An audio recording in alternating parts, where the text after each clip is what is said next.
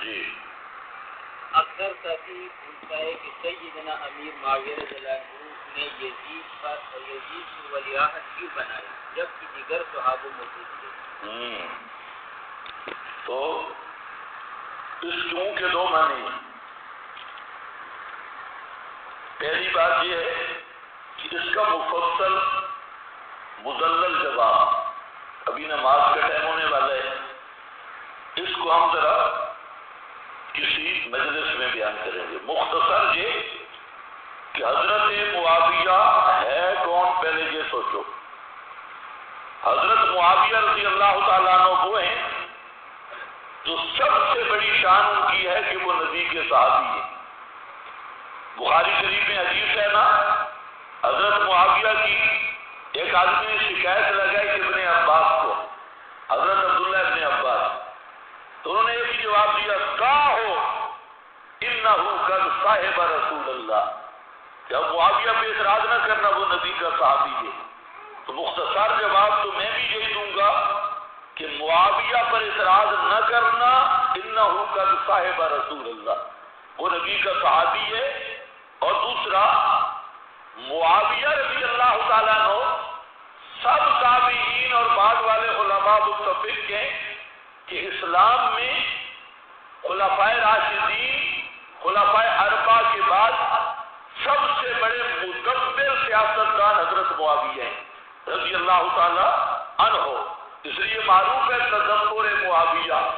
تو حضرت معاویہ رضی اللہ تعالیٰ عنہ نے جو کام کیا دیانت داری سے کیا، خالص نیت کے ساتھ کیا، اور امت کی فلاح اور امت کے فائدے کے لیے کیا۔ ان کی نہ نیت پہ کوئی شک کر سکتا ہے، نہ ان کی فراست پہ کوئی شک کر سکتا ہے۔ البتہ یہ ہے کہ حضرت معاویہ غیب دان نہیں تھے، عالم الغیب نہیں تھے، آنے والے حالات کا انہیں کوئی علم کا ذریعہ نہیں تھا۔ جو انہوں نے یزید کو ولی عہد مقرر کیا، انہوں نے دیانتداری سے کیا، امت کی خیر خائی کے لیے کیا، اور صحیح نیت کے ساتھ کیا، اور یہ سمجھ کے کیا کہ اس سے امت کا فائدہ ہوگا۔ لیکن جو اللہ کے ہاں چیز مقدر تھی اس کو نہ حضرت معاویہ جان سکتے تھے اور نہ مستقبل کے حضرت معاویہ غیب دان تھے کہ حضرت معاویہ کو پتا ہو۔ اس لیے حضرت معاویہ پہ اعتراض کرنے کی ضرورت نہیں، یا پھر ایسی حیثیت پہلے یہ بھی جو حضرات اعتراض کرتے ہیں ان سے یہ بھی پوچھنا چاہیے کہ جناب کی حیثیت کیا ہے؟ حضرت معاویہ تو صحابی ہے، تو بھی اپنا تعارف پیش کر، تو کون ہے؟ اور جو صحابی ہے اس کے لیے تو کلن وعد اللہ الحسنی، اللہ نے سب کو جنتی کہا، اور یہ معترض یہ کس بات کی بولی ہے؟ تو اس لیے اعتراض کرتے ہوئے نا اپنے قد کو بھی دیکھنا چاہیے، فلاں نے یوں کیوں کیا، فلاں نے یوں کیوں کیا۔